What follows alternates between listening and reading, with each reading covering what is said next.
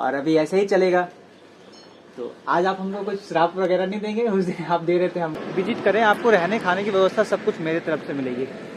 तो good morning और जोहार आप सबको। झारखंड पैदल यात्रा का 47वां दिन और मैं यहाँ से जा रहा हूँ क्योंकि कल रात को चोका में ही रुक गया था यार।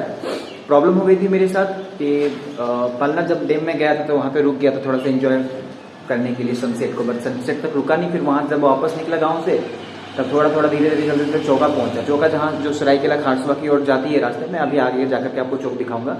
और उसके बाद एक भैया ने मुझे पकड़ लिया और उन्होंने बोला कि आप कहाँ जा रहे हैं। तो मैंने उनको अपनी समस्या सुनाई कि आज रात का रुकने का कहीं व्यवस्था नहीं हो पाया। तो इसी कार्यालय में उन्होंने व्यवस्था की मेरे लिए, और बिना पार्टी पॉलिटिक्स जाने हुए कि मैं किस पार्टी को समर्थन करता हूँ झारखंड में, किस पार्टी को नहीं, ये सब जाने बगैर उन्होंने कई अच्छे तरीके से उन्होंने मेरी मदद की। और अब मैं यहाँ से जा रहा हूँ तो युधिष्ठिर भैया और जो चौका चौक में एक दुकान चलाते हैं दुलाल गोराई जी, और सनोज भाई जो मेरी रात को रहने की यहाँ पे छोटी छोटी चीज़ें अरेंज कर रहे थे, लाइक बेसलिन हो गई या फिर वो पानी हो गया या फिर कुछ छोटे मोटे जो कपड़े वगैरह हैं वो उसके। तो उनको थैंक यू सो मच रहेगा इस ब्लॉग के जरिए। अब यहाँ निकलते हैं, उससे पहले दरवाजे को लगा दिया जाए, कुछ छूट तो नहीं गया, एक बार मैं फिर से देख लूँ।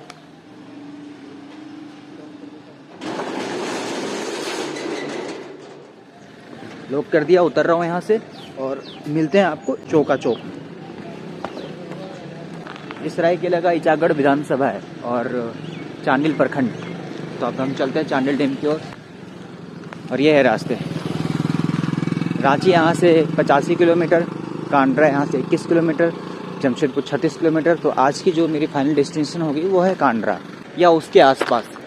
तो कल मैं इधर से होते हुए आया था, पलना डैम से 4-5 किलोमीटर के डिस्टेंस को कवर करके चौका चौक, यहाँ से इधर आगे चले जाता है सरायकेला खारसावा, और इधर मैं अभी ये जाऊँगा चांडिल डैम की ओर। इसी दुकान वाले भैया ने मुझे कल रोक लिया था, कुछ खिलाया भी उन्होंने, और उसके बाद फिर मैं सो गया। तो पुनः जर्नी को स्टार्ट करते हैं। झारखंड पैदल यात्रा के 46वें दिन में आप सबों का स्वागत। आज हम सरायकेला खारसवा को क्रॉस करते हुए पहुंच जाएंगे पूर्वी सिंहभूम। एक ये भी अंकल थे दुकान वाले, जोहार अंकल, इन्होंने भी मेरी मदद की। नहीं इट्स फाइन चाय तो मैं पीता नहीं। तो चलिए मिलते हैं अब आगे। हम लोग मिलेंगे, एक जोयदा मंदिर है और जोयदा मंदिर के बाद मिलेंगे चांडिल डैम।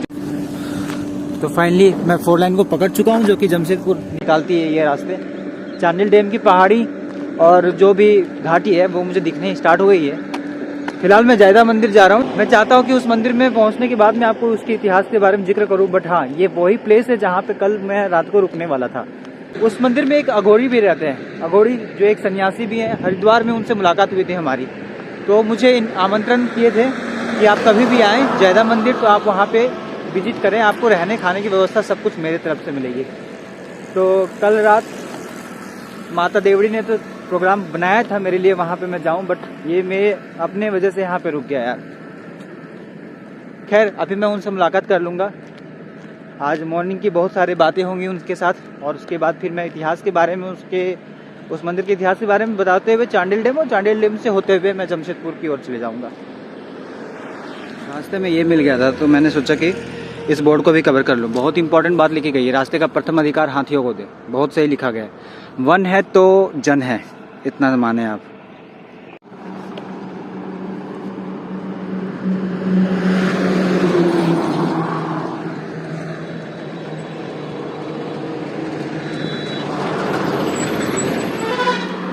तो पहुंच गए हैं चांडिल डैम।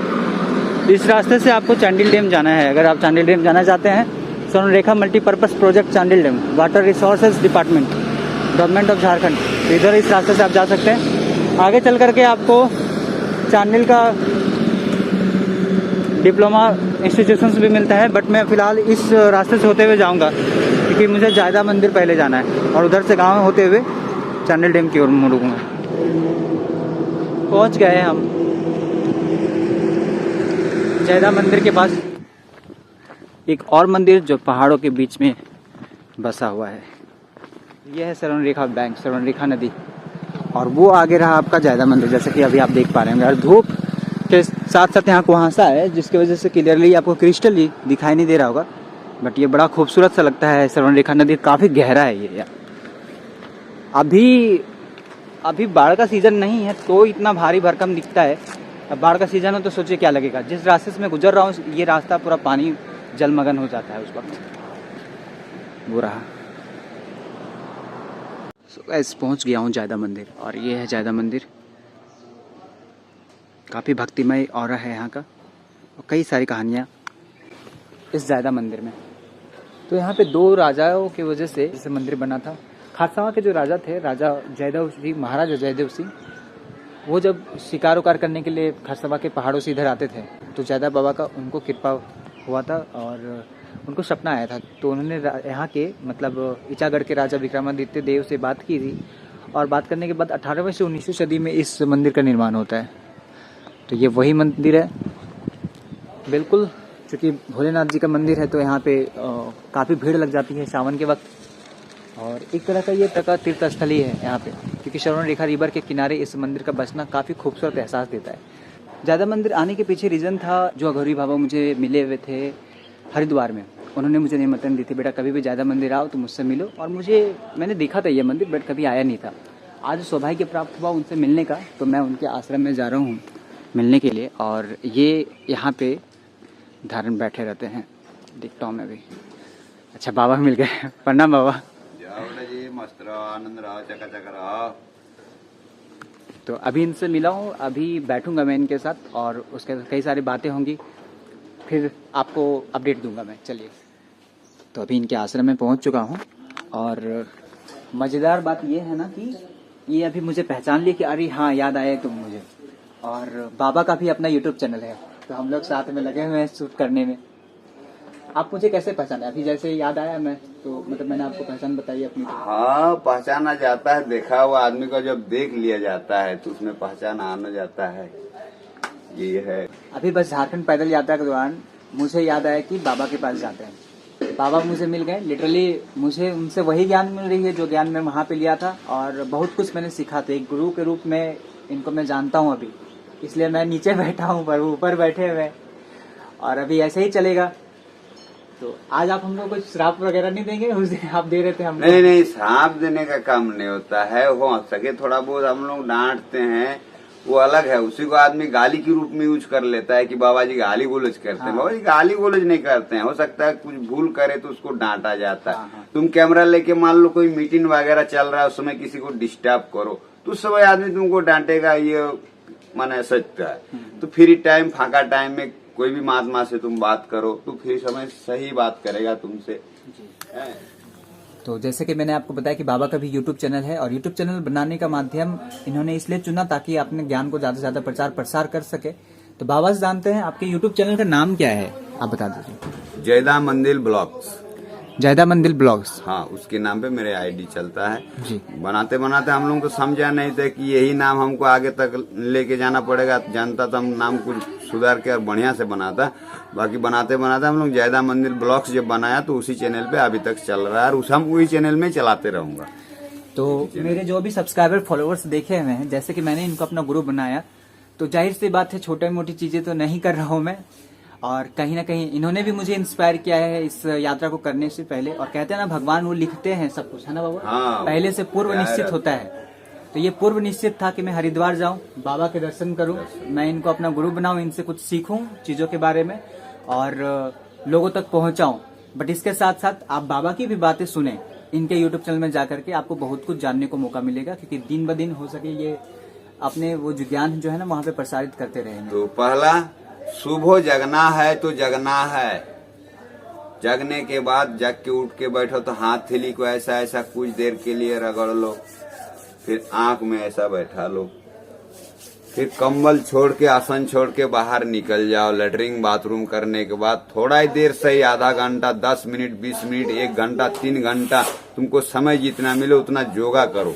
आज ये वाला आसन करो, कल वो वाला आसन करो, परसों ये वाला। एक ही दिन में सारा आसन तो नहीं सकोगे, थोड़ा थोड़ा, तभी अब एक जगमय हो जाएंगे।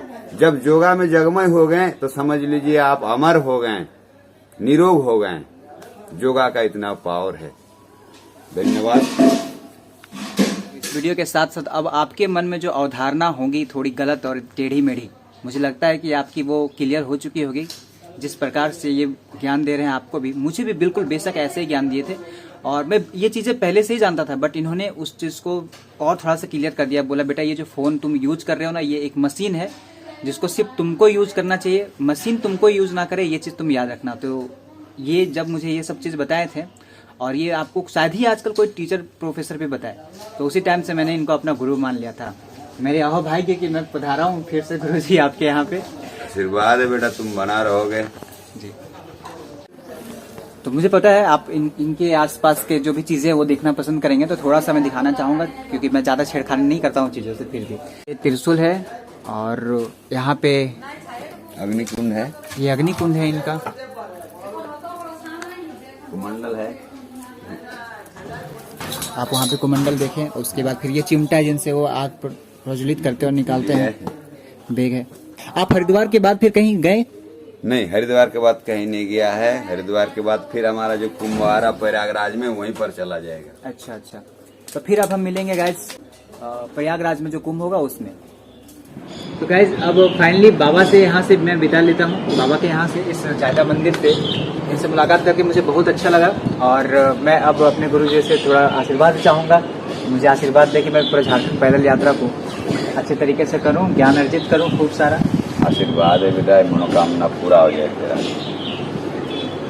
चलिए गाइस, फिर मिलते हैं आपसे दूसरे ब्लॉग में। मैं अब यहाँ से चांडिल जाऊँगा और मैं चाहता हूँ कि बाबा का जो यूट्यूब चैनल है उसको भी आप सब्सक्राइब करें, क्योंकि अगर मैं झारखंड पद यात्रा कर रहा हूँ और कई सारी चीज़ें मैंने इनसे भी प्रेरणा ली है, तो जाहिर सी बात है ये आपको भी दी। तो चलिए आप सबों को जोहार और जोहार झारखंड, जोहार झारखंड। अब मिलते हैं आपसे अगले ब्लॉग में। जोहार।